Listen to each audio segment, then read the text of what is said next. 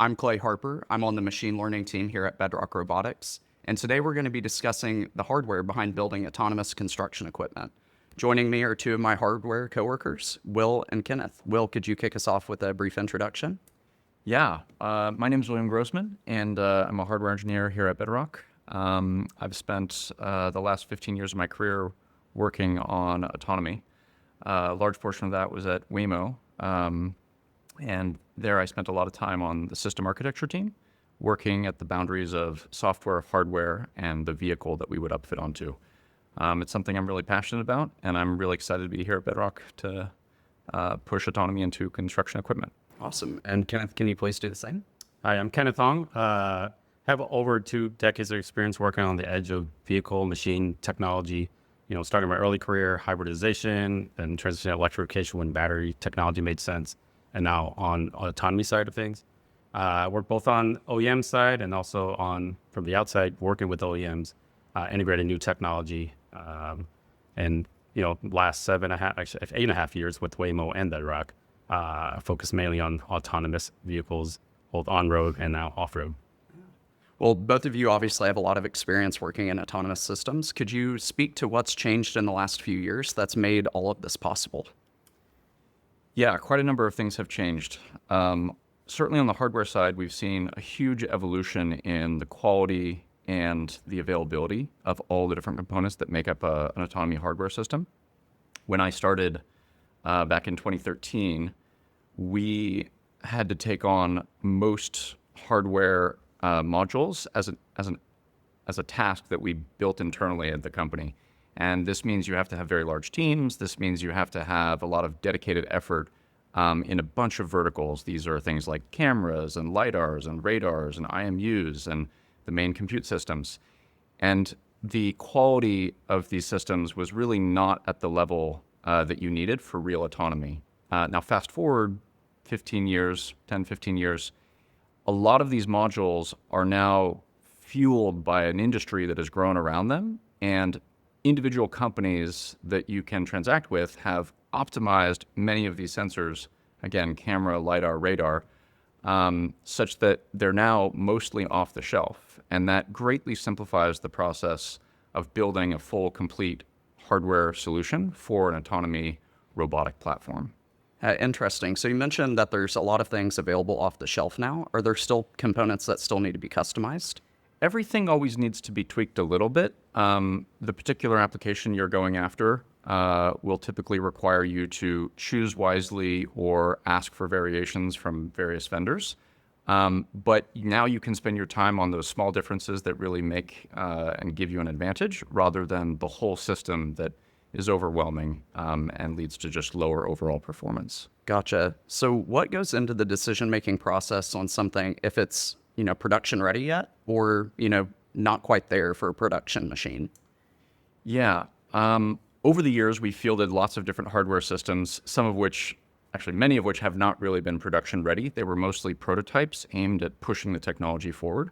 What you're really looking for in a production system is an established supply chain that is mature, that has components that have been in the field for a number of years, and that they'll be reliable because you've seen it in the field. And so that's kind of the point we're getting to, again, with these key sensors. There are cameras that I've used for 4 or 5 years now. There are LiDARs that I've used for 4 or 5 years. We know their track history of being a good, high-performing sensor. And that's a really good way to go. That gives you full confidence. And I'd also say, we're focused on sensors here, but compute is very similar. Back in 2013, we would strap together compute systems that were not really meant to operate in rugged environments, and they were very underperformant relative to what we have today, obviously. Nowadays, compute systems that are fully integrated, that are built for rugged environments, that are very highly performant, those are much more attainable. There are whole industries like NVIDIA that have specialized on edge compute, high performance compute, GPU compute, the kind of compute that 15 years ago was really hard to come by, and nowadays is becoming much more mainstream. So once again, on the compute side, it's much easier. Kenneth, how do you go about making that trade-off between performance, cost, availability? What goes into that thinking? Yeah, that's a good question. I mean, there are definitely those trade-offs. I would say from a cost perspective, we're not as sensitive as, say, an automotive environment where the cost of the vehicle relative to the sensors, it's the proportion that we're talking about is very different, right? So we could spend a little bit more on the sensor suites, and the overall cost of the vehicle, the autonomous machine, is actually is less of a portion of the whole vehicle. From a performance standpoint, the excavator that we're focused on right now, it moves a top speed of like 3 miles an hour. At Waymo, the vehicles that are running on road, they need to operate up to 60, 70 miles an hour. So we don't need sensors that perform at the margins. We're looking at like sensors that could see out to 1 kilometer. We don't need that kind of performance. So those two, yes, they are part of the trade-offs, but they're not the most important factors. I think right now for us, speed to market, time to market is a very important factor. So having sensors available, having a supply chain that's ready to build quality parts, and on top of that, robustness is key, right? We are talking about vehicles that are on tight timelines on construction sites, right? Every minute, every hour, every week, they spend is money, and I think those are the two most important factors: is reliability and availability. Yeah. I think that's a great segue into going into operating conditions, right? So like what's fundamentally different about building something for a construction site versus something like autonomous vehicles? I'll start with similarities, right? So the vehicles, basically, we're operating on Earth, right? So the temperatures are relatively known across the world. And so when we talk about environmental conditions, you still have to deal with all the weather conditions. You still have to deal with, the colds of Minnesota or Alaska and the hotness of places like Phoenix, Arizona, which we've seen and operated in. But interestingly enough, some of the weather conditions like rain and mud, we actually don't actively, machines aren't actively in use, right? We've seen that with our partners when a site gets rained out, it gets really muddy, their vehicles are very heavy, they can't actually operate because again, they get stuck, right? So we actually don't have to operate in those conditions, but it is definitely something we have to account for. In the vehicles, we have suspension systems that kind of dampens a lot of this, but on these machines, they're so heavy, you don't really have a suspension system. So we have to be able to be robust against very high, harsh, environmental conditions like that. Yeah, you bring up these environmental conditions. Do things like dust, mud, rain, are those factors that you have to consider from the hardware side? Yes, most definitely. That is not our current focus, but is definitely on the roadmap to try to address some of these environmental conditions. Particularly dust it can be problematic. We have a lot of experience with that working at Waymo, developing cleaning systems for cameras and LiDARs. And so we'll employ some of those similar technologies, be able to clean the systems autonomously. But right now, it's not the biggest focus for us. Yeah. So what environmental challenges would you say are harder than autonomous vehicles? And I guess the opposite of that as well. Are there some things that are maybe a little bit easier? So there are a lot of similarities between the automotive world and the construction space. I would say thermal considerations are very similar. Like Kenneth was saying, we have to operate, or we have to have a system that is designed to weather through rain, mud, snow. The considerations that we have, though, are that we don't necessarily need to be operational through these extreme weather events. Unlike cars that are really expected to perform when it's wet, when it's snowy, when there are extreme temperatures, say, when there's a dust storm, construction sites actually typically shut down during those events. And so we just have to make sure our system will survive that, but will be ready for form once those situations have subsided. I see. Yeah. So are there any conditions that, shape the testing and validation before you're willing to put it on a fielded machine? We design everything to meet certain ISO standards. These are pretty standard across the industry. We use a number of standards that test for thermal, that test for shock and vibe, that test for the different electrical characteristics, EMI, power buses, that kind of stuff. So we do all of that testing as part of our standard fielding of modules, and we'll continue to do so to get the robustness and performance that we need. You know, one thing that I don't have to worry about as much on the software side, but is something that I admire about the hardware side, is you guys have to plan very far in advance. You know, a lot of the decisions you guys make about the hardware, they won't be utilized by the software teams, you know, for maybe months or years to come. How do you go about making those decisions with that foresight so that, you know, you can keep up the potential capabilities that you want to have eventually? Yeah, that is a really good question. We have always had this trade-off in the autonomy space since I've started, of the hardware team sort of unblocking and unlocking the software team to make progress. And like you said, choices now on the hardware side will last multiple years. Typical programs are anywhere from 3 to 4 years long. And so a decision you make now could impact a software engineer writing code 3 years from now. What we typically try to do is we extend our view of what we should be thinking about in terms of performance out a couple years. And we ask, what's the state of the art now that can be brought in such that even though the capabilities won't be used, they'll be available for the software engineer 3 years from now. So we're typically interfacing with vendors at a deep level and asking and pushing and prodding and saying, what is next on your roadmap? Really become familiar with what is coming down the pipeline, both on the compute side, on the sensor side, and on the broad suite of electronic systems that we interface with. Yeah. Let's switch gears over to integration. So, you know, how do you go about integrating sensors and compute on these very large construction equipment compared to, you know, something like cars? I worked a lot at Waymo trying to work with OEMs to integrate that sensor suite on autonomous vehicles. I would say, anecdotally, in the early days of Waymo, we literally bought a brand new Chrysler Pacifica that's, you know, any person would buy from a dealer. We brought it to our factory.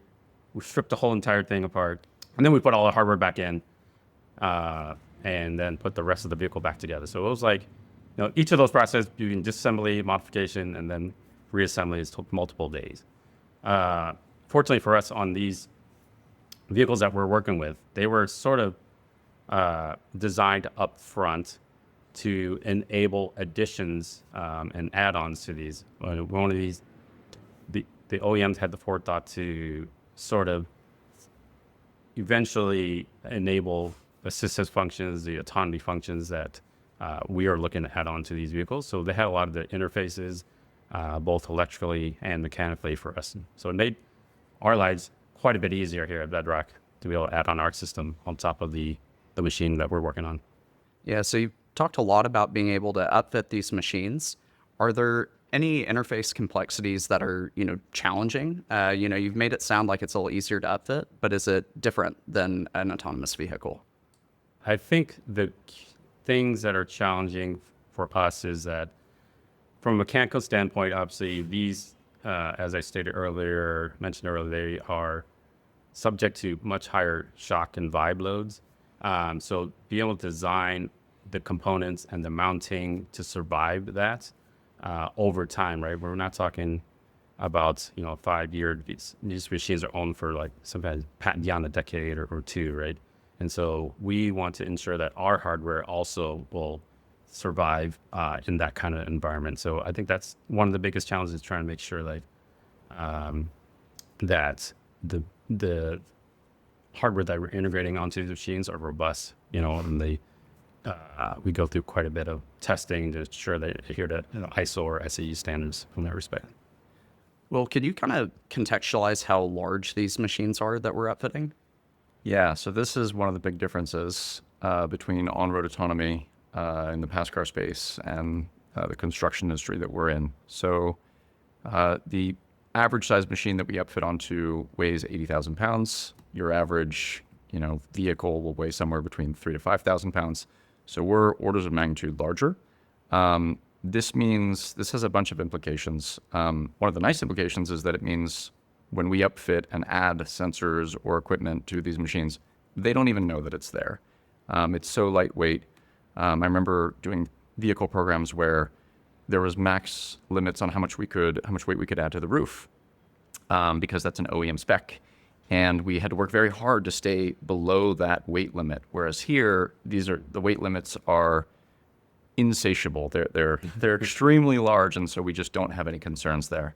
The size of the machine is also one of the areas where we kind of get an advantage. Because the machines are so big, operators today have a lot of blind spots around them. And I think we'll talk about this a little bit later on, but that makes it very hard for the operator to have a good understanding of the full site picture around them.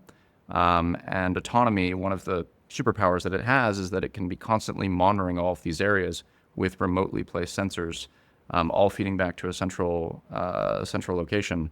That means that the site picture fully surrounding the machine is always very clear and always very up to date. Yeah, let's go ahead and talk about that. Can you talk about the field of view requirements?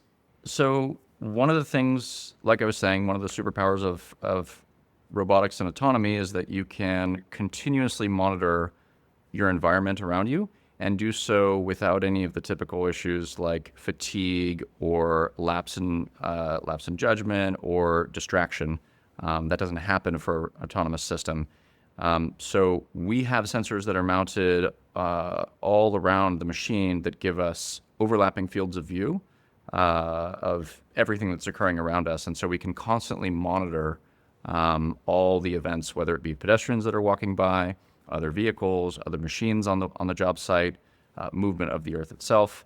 We're constantly monitoring that. And I would say the fields of view in another sense are actually a little bit easier in construction sites because the machines tend to move so slowly. Like Kenneth was saying, the max speed of Cat 336 is, I think, 3.2 miles per hour. So the distance you need to see is often a function of how quickly the system is moving. So if you're on a highway in a vehicle and you're moving at, say, 65 miles per hour, 30 meters per second, you need to be able to see 5-10 seconds into the future in order to make good decisions. This means that your sensor, the distance you need to be able to see is hundreds of meters long. We tend to be way far off of those types of requirements because we're moving so slowly. And so once again, that means that the evolution and the maturity of the sensors on the market today, in those ways, certainly is well beyond what we need. And that gives us this extra margin and buffer and safety, which is always a great thing. This question, I guess, could go to either of you. How do job site requirements translate into actual hardware decisions? Right. So, for example, maybe the resolution of sensors for different metrics that you want to be able to measure at some point. Yeah, so we've talked with a number of design partners and gotten their feedback on how. Oftentimes, the question comes to how precise does the Earth need to be moved into a certain position. And it really depends on the job, actually. Some jobs, plus or minus a foot is okay. And some jobs, we're looking at centimeter level accuracy when they're doing when they're doing the last passes before they put down some final surface, like a pavement for a roadway. We have a variety of sensors that operate in different domains that give different views of the world.